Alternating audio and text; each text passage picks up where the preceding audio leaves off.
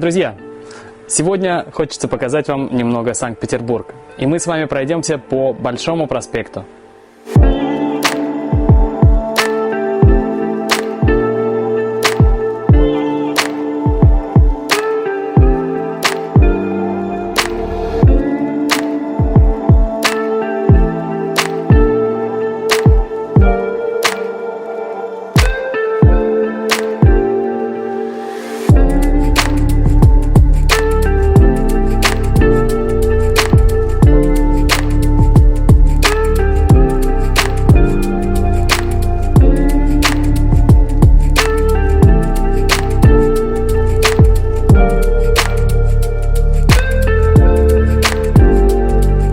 Друзья, сегодня мы с вами будем говорить о Большом проспекте Петроградской стороны. Дело в том, что в Санкт-Петербурге сразу два больших проспекта. Один находится на Васильевском острове, второй находится в Петроградском районе. Этот проспект – важная магистраль Петроградской стороны. Он проходит в Петроградском районе от проспекта Добролюбова до набережной реки Карповки. Большой проспект образовался на месте дороги, которая шла через слободы гарнизонных полков Копорского, Ямбургского, Петербургского и Белоозерского, расквартированных в начале XVIII века на городском острове, ныне Петроградский остров. Военный характер этого района нашел свое отражение в прежних названиях Большого проспекта: Большая дорога, Большая гарнизонная дорога, затем Большая офицерская дорога.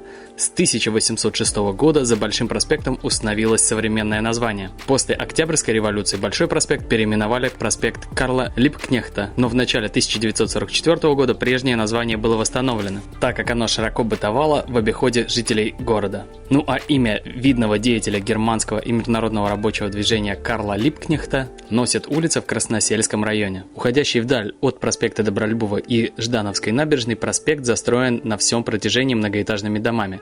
В них расположены многочисленные магазины, кафе, ателье, кинотеатры, библиотеки.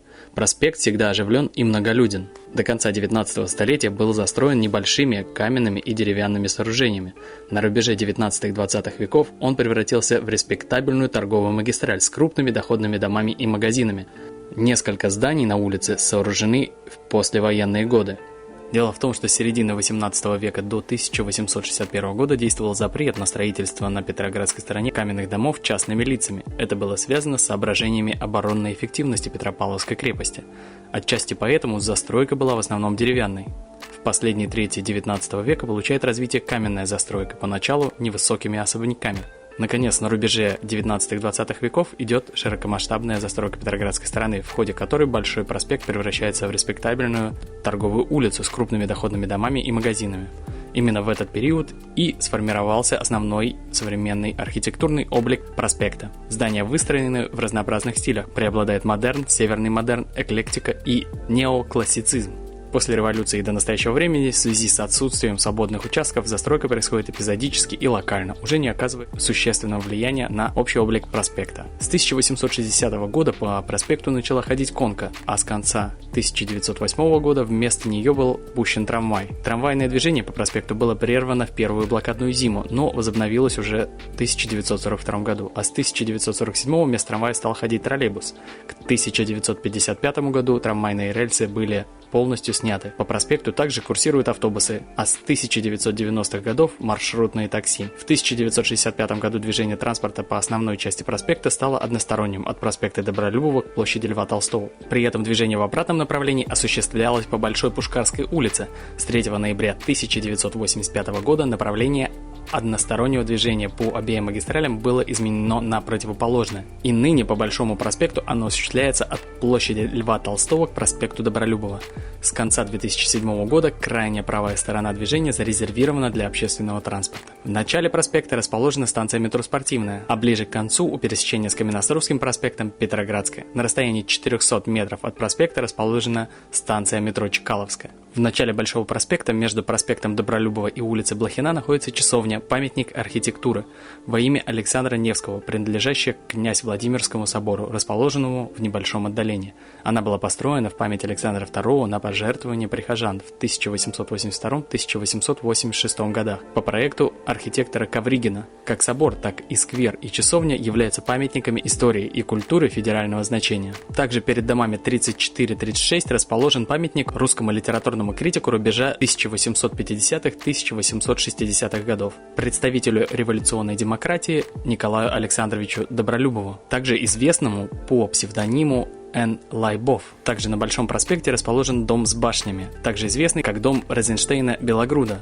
Это здание на площади Льва Толстого, обращенное центральной частью к Каменноостровскому проспекту и выходящее боковыми фасадами на Большой проспект и улицу Льва Толстого. Благодаря двум мощным шестигранным башням-эркерам здание стало архитектурной доминантной площади Льва Толстого. Этот доходный дом принадлежал Константину Исаевичу Розенштейну. Был построен самим Андреем Евгеньевичем Белогрудом, это русский и советский архитектор, и декан архитектурного факультета Академии, член правления Общества художников и архитекторов. На первом этаже со стороны Большого проспекта находился кинотеатр на 248 мест, который был открыт в 1915 году и назывался сначала «Элит», затем «Конкурент», с 1925 года «Резец», а в 1930 он стал называться «Арс». В 1972 году его закрыли, а помещение передали студии Ленинградского телевидения, размещавшиеся здесь до 1978 года. После реконструкции, проведенной по проекту архитекторов Института Гипротеатр Устинова и Травина и инженера Медника, в начале 1978 года помещение кинотеатра переоборудовали для театра. В оформлении особое место занимали чугунные решетки, люстры, рамы и столики каслинского литья. Каслинское литье – это народный промысел и художественное изделие из чугуна,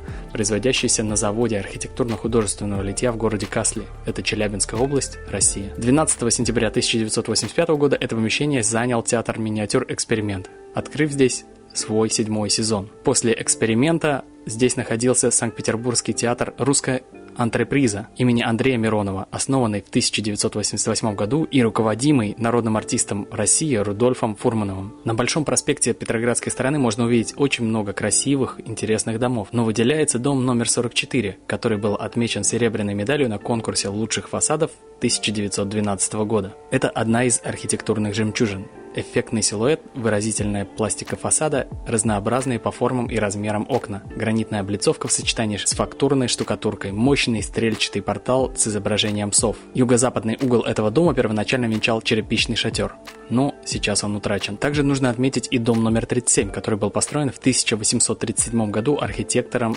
Мартыновым и перестроен в 1883-84 годах архитектором Аккерманом. Здесь располагалась Введенская гимназия или гимназия Петра Великого, где в 1891-1898 годах учился будущий поэт Александр Александрович Блок. В 1997 году здание исключено из списка охраняемых памятников истории и культуры, после чего полностью перестроено. Фасад был разобран и воссоздан, а сзади пристроено новое 9-этажное здание, возвышающееся над старым. Интересен и дом 56. Это 6-этажный жилой дом, построенный в 19 веке, хотя изначально он имел не более 4 этажей. Затем неоднократно перестраивался и модернизировался. До революции этот доходный дом принадлежал виолончелисту Мариинского театра Альберту Пуне, сыну композитора Цезаря Пуне. Квартиру на 6-м этаже занимали художники Иван Альбертович Пуне или Жан Пуне по-французски, который знаменит тем, что на протяжении всего своего творческого развития несколько раз кардинально менял художественную манеру от авангардизма, кубизма, футуризма и суперматизма. И его жена Ксения Богуславская. Это русский живописец, театральный художник и дизайнер,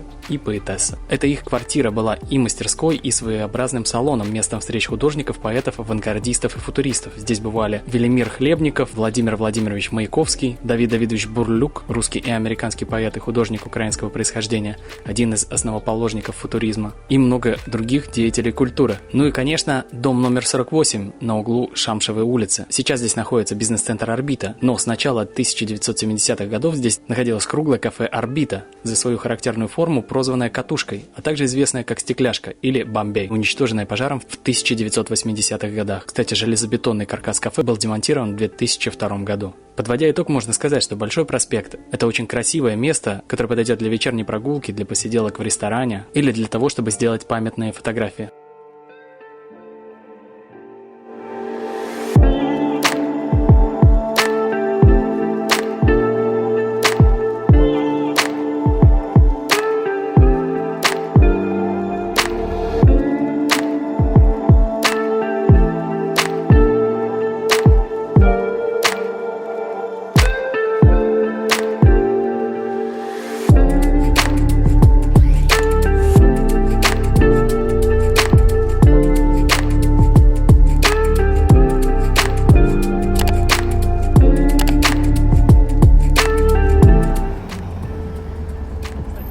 напишите, какие еще места вы хотите посмотреть.